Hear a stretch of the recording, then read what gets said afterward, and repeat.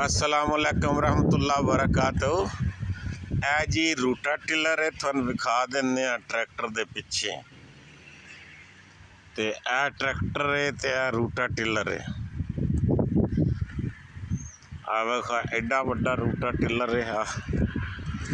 ते ट्रैक्टर जिहड़ा ना वह भी बहुत वड्डा ते ओहदी डबल शाफट बाहर लगी हुई। अगर एक होर टायर भी एडा लाउणा होवे ते वह लग सकदा। अगले टायर ते पिछले टायर जिहड़े ना थोड़ा फर्क है। वो अगला टायर ही बहुत वड्डा है।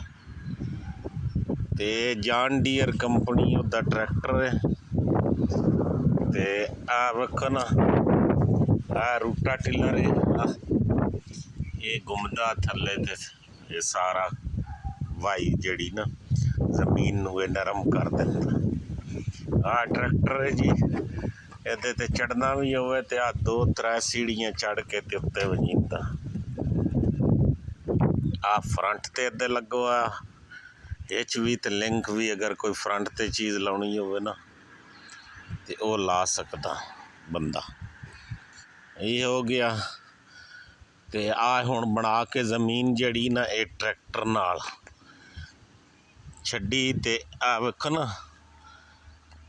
ते दूआ ट्रैक्टर जिहड़ा ना वो इहदे विच जिवें हैरो मशीन हुंदी ना बीऽ खिलारने वाली, वो पिया खिलरिंदा।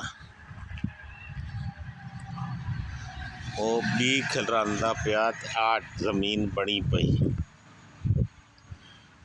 ये जिहड़ी ना 50 एकड़ रकबा है, 2 मुरब्बे जमीन। ਉਹ नज़र आउंदा पिया होना दूरों ट्रैक्टर वो लई आउंदा ते वो बीऽ खिलरिंदा हुंदा। ਉਹਦੇ मगर वो जिहड़ी मशीन है ना वो चलदी पई ते वो बीऽ खिलरिंदी पई।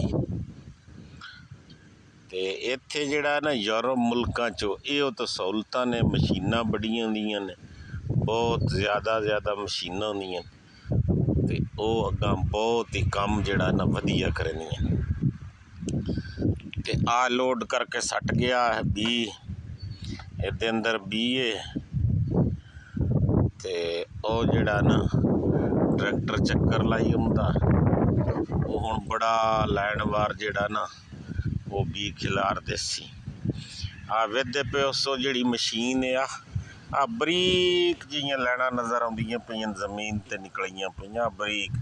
इंज वेखो ना, आ बरीक लैना वजियां पईयां ना। आ सारियां इसी तरह उस ना बरीक लैना मार दित्तियां। आ बरीक लैना जिहियां वजियां पईयां, इन्हां च उस बीऽ खिलार दित्ता ते ये फसल इंज सिर देयां वालां रहो इस। ये जी कम है इस तरह। ते रूटा टिलर दे मगर भी लाइटां लगियां होंदियां। अगर तुसां रोड ते चढ़ना ते रूटे टिलर मगर लाइटां हुसन ते इनू रूटावेटर आखदे, रूटा टिलर इंग्लिश विच आखदे ने। जिहड़ा भी नां रख लईए वो बन पैंदा। ते ये जी हो गया। सॉरी, अल्लाह ताला तुहानू खुश रखे, सदा फुल्लां दी तरह मुस्करांदे रहो ते इन शेयर भी करेआ। अल्लाह हाफिज़।